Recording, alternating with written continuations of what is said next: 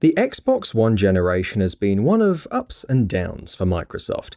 They definitely didn't start things off on the right note, to say the very least, and although they have been lagging behind their competitors in more ways than one for much of the generation, there's no denying that they've made significant strides as well. It's for that reason that things look much brighter for them in the coming years. But that's something that they're still going to have to work on, for which they're going to have to make sure that they don't repeat several of the mistakes they've made these last few years. And so, in this feature, we're going to talk about a few pitfalls we hope the Xbox Series X avoids. Lack of good exclusives. A lack of compelling exclusives and first-party content has been an issue with the Xbox in general for a while, but with the Xbox One it became almost unbearable. Sure, there were some games that stood out that proved to be the exception to this rule, such as Ori and the Will of the Wisps, Gears 5, Forza Horizon 4, and Sea of Thieves. But by and large, this is an area Microsoft needs to make significant improvements in. Thankfully, it's looking like that's exactly what they're doing. On top of their usual Halo, Gears, and Forza output, they have so much more in the works, plenty of which they've shown already. And while we haven't really seen anything substantial from any of these upcoming games, we're still excited about the fact that for the first time in maybe forever, Microsoft's first-party portfolio has a lot of stuff in the pipeline. Ignoring legacy IP. We are of course excited about the fact that Microsoft are working on new and exciting things with their first parties, but there's no denying that they have plenty of older legacy IP under their belt that they've just been sitting on. Fable is coming back, thankfully, and though we would love to see a return for Project Gotham Racing, it makes sense why that's being ignored when Forza continues to move from strength to strength. Microsoft Flight Simulator is also returning, while Age of Empires 4 is also in the works, though that's a PC-only thing. And we really hope that Microsoft keep that trend going for some time to come. Perfect Dark has been rumoured strongly, and we do hope that that really is the initiative's first game. And then there's Banjo-Kazooie, which is probably one of Microsoft's biggest and most beloved legacy IPs. People would lose their minds if that ever did come back. Microtransactions-ridden first-party games. This has been the generation of microtransactions, and sadly, we don't see any signs of that changing anytime soon.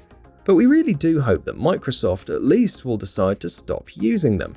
When it comes to first-party games, microtransactions tend to sting more than usual, which is why we don't see Sony or Nintendo indulging in those practices.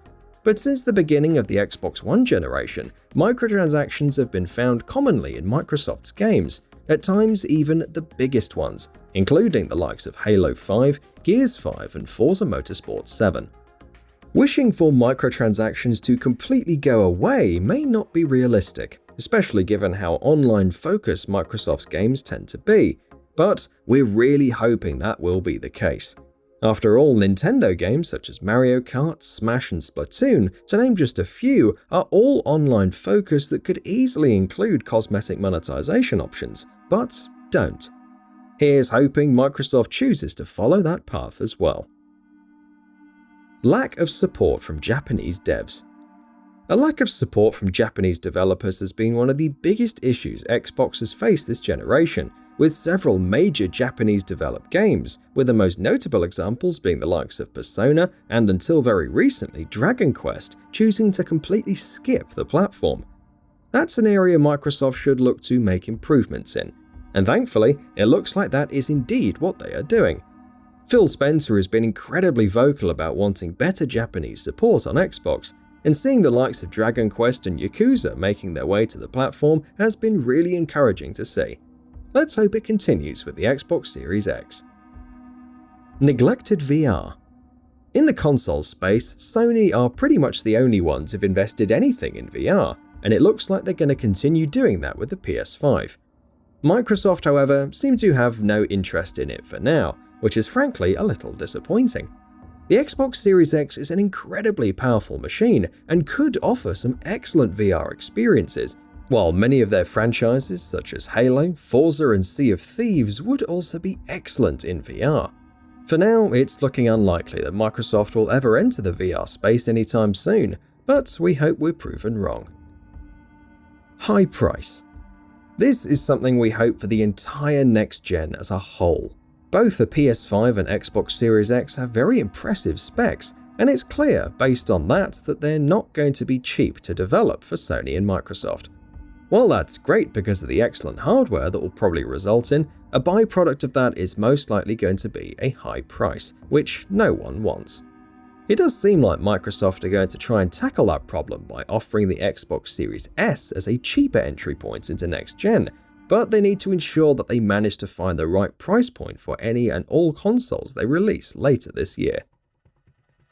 Paid online. In the console space, Microsoft were the first ones to ask for money for online play. When they did it the first time, people obviously didn't take too kindly to it. But with Sony and Nintendo also having followed in their footsteps over the years, it's now become standard practice, more or less. That's a real bummer though, because there's no real reason to offer online play, especially when you see the likes of Steam and Epic Games Store on PC being free online platforms.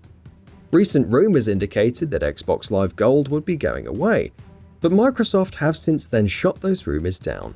So sadly for now, it seems like we're going to have to continue to pay to play games online. Crappy games with Gold.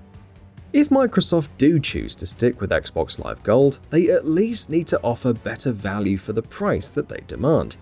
The Xbox Game Pass Ultimate surely does that, and that includes Xbox Live Gold subscriptions as well. But if you purchase Gold subscriptions individually, you don't get too much bang for your buck.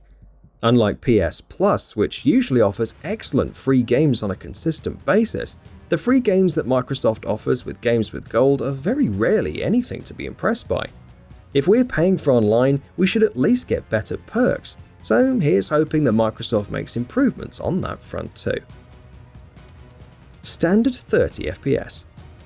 With the powerful new hardware that next-gen consoles are bringing, it goes without saying that developers are going to want to bump up the resolution in their games and make them look even more shinier and prettier. But it's time for performance to be prioritized over visuals. 4K becoming the standard for the Xbox Series X is starting to look very, very likely, especially since that was already pretty common with the Xbox One X. But Microsoft and third parties need to ensure that games on the Series X hit 60 FPS along with 4K as well. Lackluster sharing features. Where the PS4 started this generation with solid sharing and creation options right off the bat thanks to its dedicated share button, the Xbox One was lagging behind and still is. The console does have those options, but capturing gameplay and sharing it are both a pain on the Xbox One, which is something we're hoping will be fixed. Thankfully, we now know that the Xbox Series X controller finally has a dedicated share button, so this one looks like a sure deal at the very least.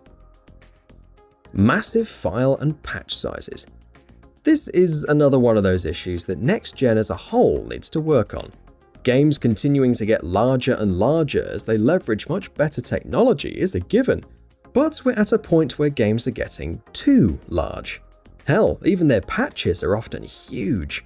The Xbox Series X and PS5 will give developers the chance to make even bigger games, which is exciting and worrisome all at once. We've hit the level where developers now start to need making sure that they tackle these issues on a priority, because having to download a single game that's over 100 GB in size isn't fun for anyone, especially when they regularly get massive patches as well. And that wraps it up. If you like what we're doing, please consider subscribing to our channel. We upload new videos daily, so make sure you don't miss them by subscribing. We appreciate your support, and we thank you for checking us out.